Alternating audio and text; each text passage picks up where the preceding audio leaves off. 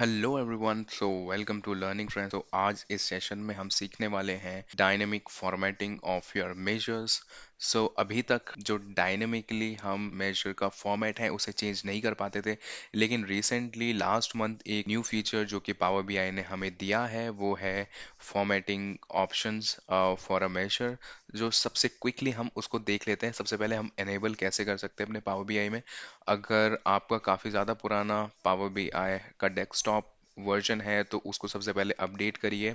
Update करने के बाद आपको जाना है ऑप्शंस एंड सेटिंग्स में, और यहाँ पर ऑप्शंस में जाकर आपको सेलेक्ट करना है preview features.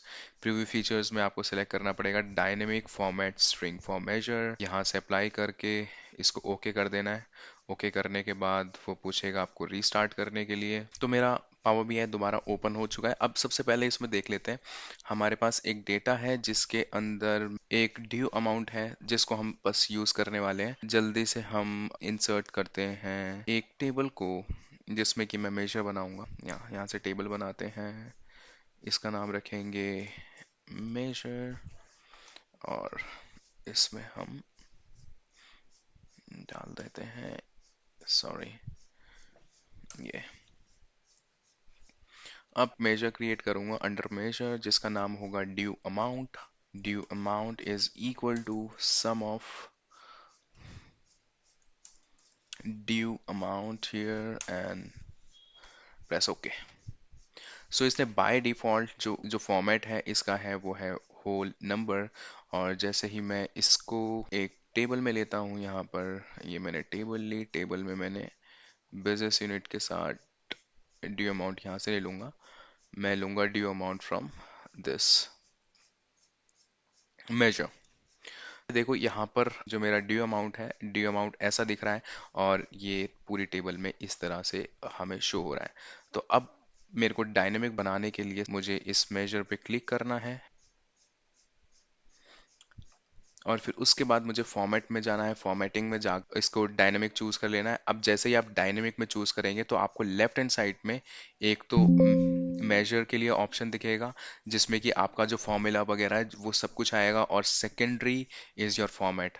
You can format your measure in any way, right. So इसको कैसे में फॉर्मेट करना है वो भी हम देखते हैं। तो हम एक न्यू टेबल इसमें इंपोर्ट कर लेते हैं जिसमें कि मेरे पे डिफरेंट करेंसीज हैं और उनके डिफरेंट फॉर्मेट्स भी हैं। सो जल्दी से हम एक टेबल इंपोर्ट कर लेते हैं, करेंसी टेबल। और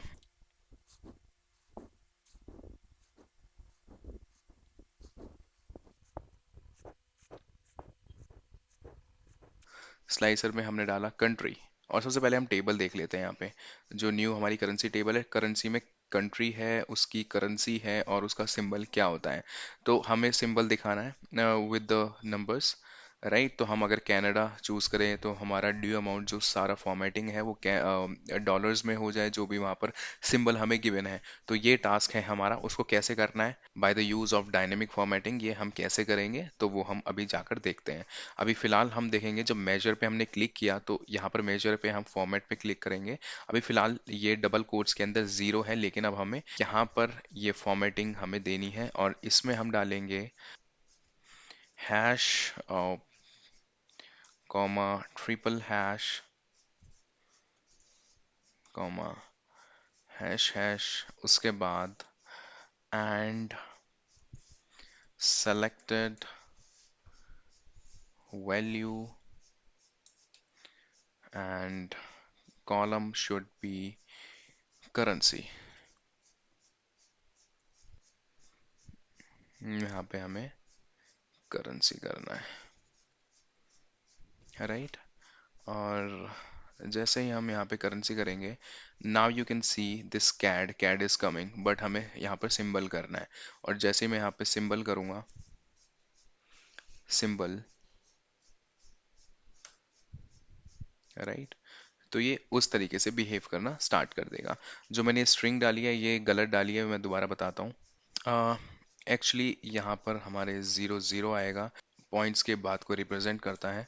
और जैसे ही हम यहाँ पे ज़ीरो ज़ीरो करेंगे तो आप यहाँ पर देखोगे हमारे पास दो डेसिमल प्लेसेस आ जाती हैं, राइट। अब जैसे भी हम यहाँ पर यूएसए सेलेक्ट करेंगे तो यूएसए, मैक्सिकन के लिए मैक्सिकन, जर्मनी के लिए यूरो, जो भी हमने वहाँ पर डिफाइन किया है, right. Now people can ask, right, अगर सिंबल आखिरी की जगह हम हमें फर्स्ट स्टार्टिंग में अगर हमें सिंबल चाहिए हो तो हमें क्या करना पड़ेगा?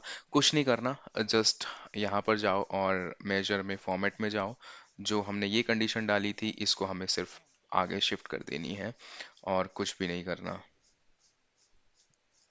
सो मेन चीज़ है जो यहाँ पर फॉर्मूला है वो फ्लेक्सिबल है।